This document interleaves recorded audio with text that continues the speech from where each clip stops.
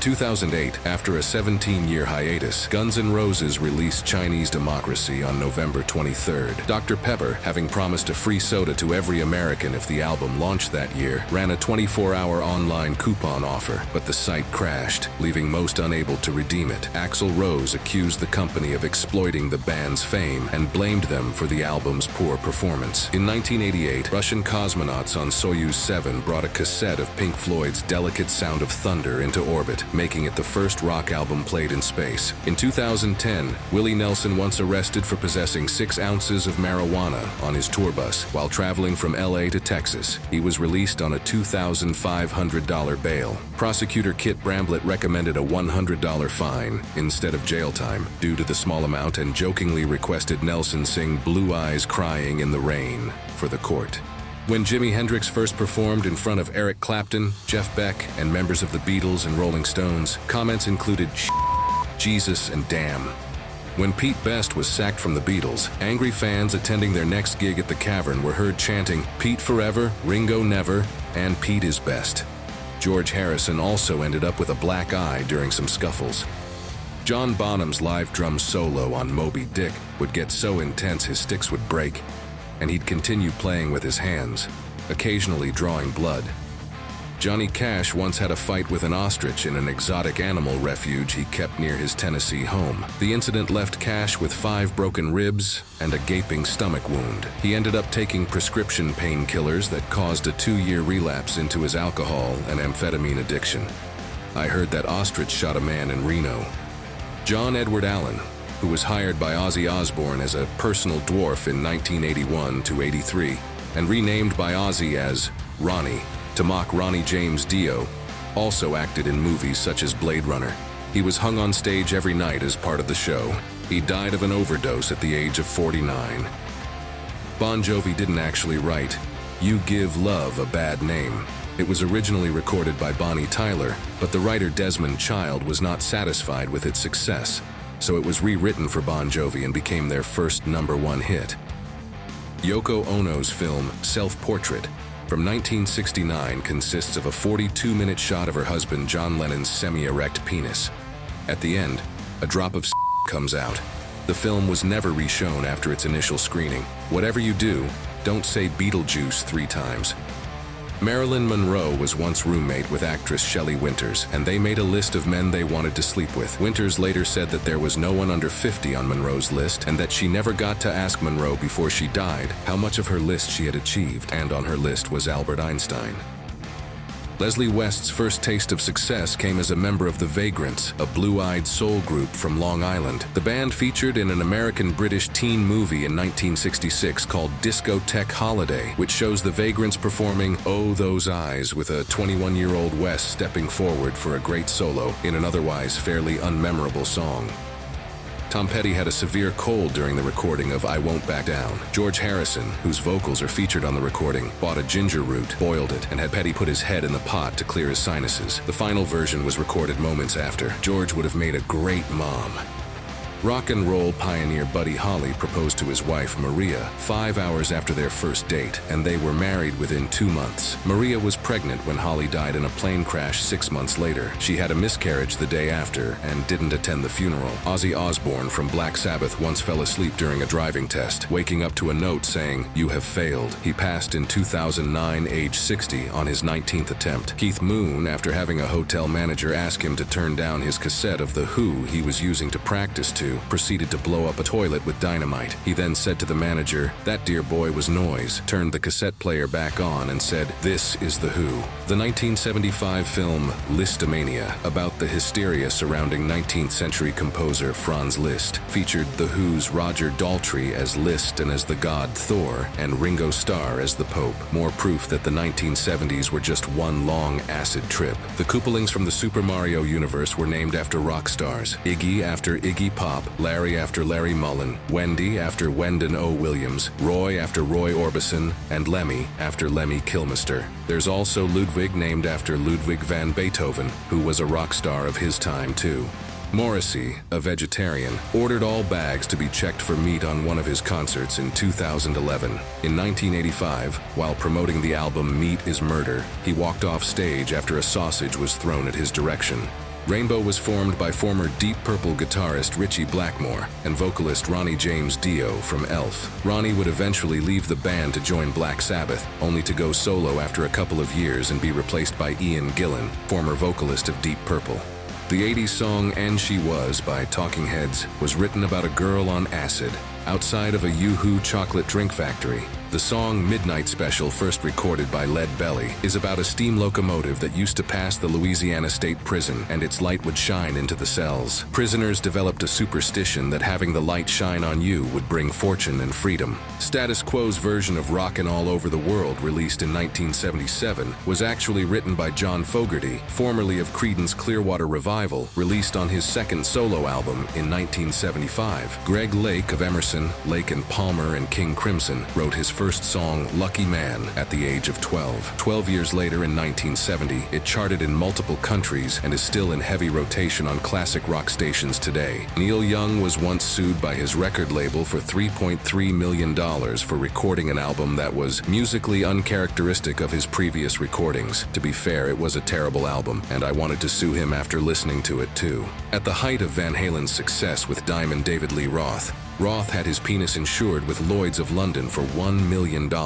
Since others in the group were getting vital body parts insured, he insisted that Little Elvis ought to be insured as well because he too would be used heavily on tour.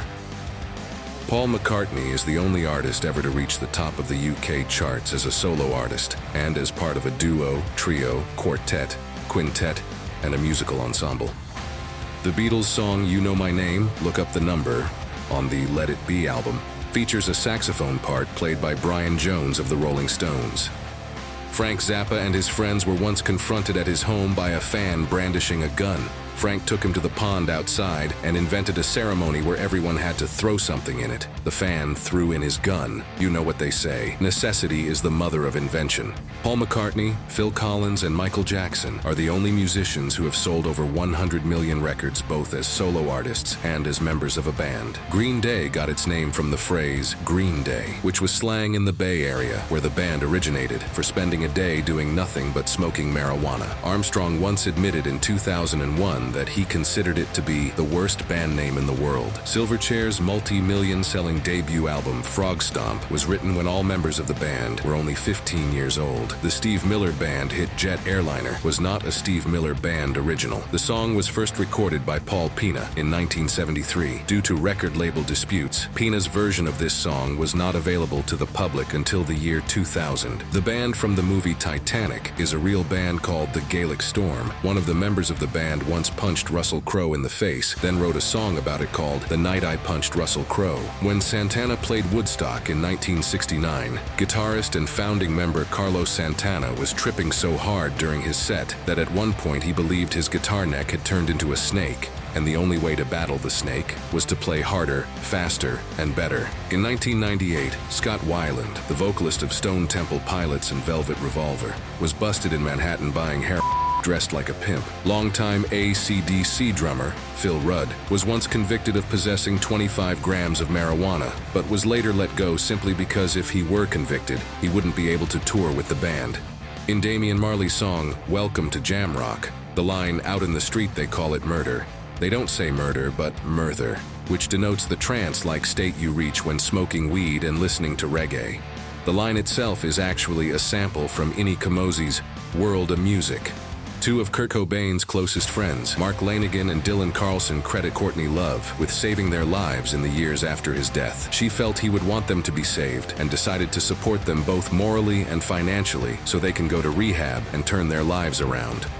Elvis Presley and his entourage would rent out roller skating rinks to throw $15,000 worth of fireworks at each other while wearing Air Force jumpsuits, plus gloves, helmets, and goggles. The song Sweetest Thing by U2 was an apology by lead singer Bono to his wife for missing her birthday when working on the Joshua Tree. Profits from the single went to her favorite charity.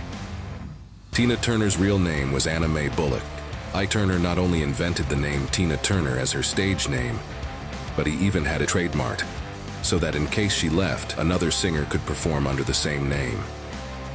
The double fantasy album that John Lennon signed for his killer Mark Chapman before his death was put up for auction in 2020 and ended up selling for $900,000. Trent Reznor felt his song A Warm Place was too good to be his own work. After the song had been released, he was horrified to discover that he had indeed copied the melody from a piece by David Bowie called Crystal Japan, written for a Japanese gin advert. Bowie found this hilarious. Billy Joel's first studio album, Cold Spring Harbor, was produced with an error that made all of the songs slightly too fast, causing Joel's voice to sound unnaturally high, which he later compared to the Bee Gees and Alvin and the Chipmunks. Joel hated the release, and it cost Artie Ripp, the producer, his friendship with him. Whilst on tour, Axl Rose used to demand square-shaped melons before he performed on stage, claiming they were essential to his performance and something he needs. In 1973, there was a concert in Watkins Glen, New York called Summer Jam, which featured the Grateful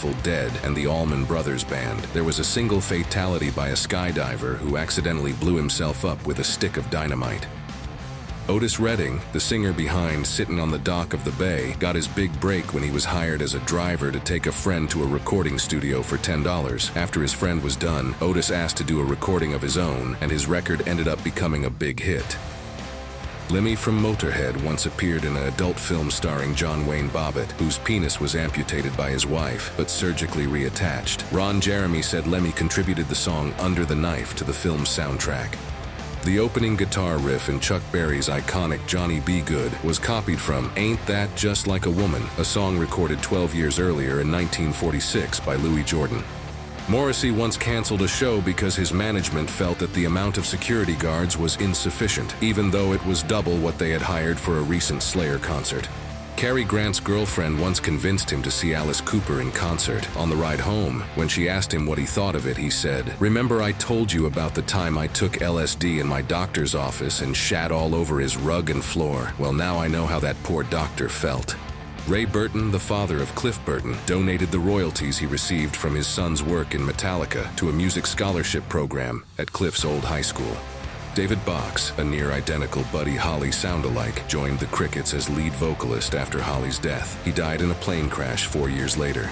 Whilst on tour, Madonna would demand a brand new toilet seat at every concert she played. The seat had to be with an unbroken seal, so it could be touched for the very first time. The song Come Dancing by the Kinks was inspired by lead singer Ray Davies' memories of his older sister Renee, who suffered a fatal heart attack at age 31 while dancing at a dance hall. Smokey Robinson, Diana Ross, Aretha Franklin, and the members of the Four Tops all grew up within a quarter-mile of each other in Detroit. Trent Reznor once replied to an extremely angry fan on a fan forum who was complaining about Nine Inch Nails' new music just to tell the fan to suck his entire Gwen Stefani discovered her husband, Gavin Rossdale, was having an affair with their nanny after explicit photos and messages popped up on the family iPad because it was signed into his iCloud account. There is a house in New Orleans, they call it the Rising Sun, but it's not a brothel, as singer Eric Burdon once described it. It's a bed and breakfast run by a Louisianan couple who love the legend and have collected over 40 versions of the Animals song. Their B&B features ample brothelabilia. Slash from Guns N' Roses is half British, was born in Hampstead, London, and lived in Stoke-on-Trent till he was 5 years old. The original lyrics in Little Richard's song Tutti Frutti were changed from Tutti Frutti Loose Booty to Tutti Frutti All Rudy because the term loose booty was considered too scandalous.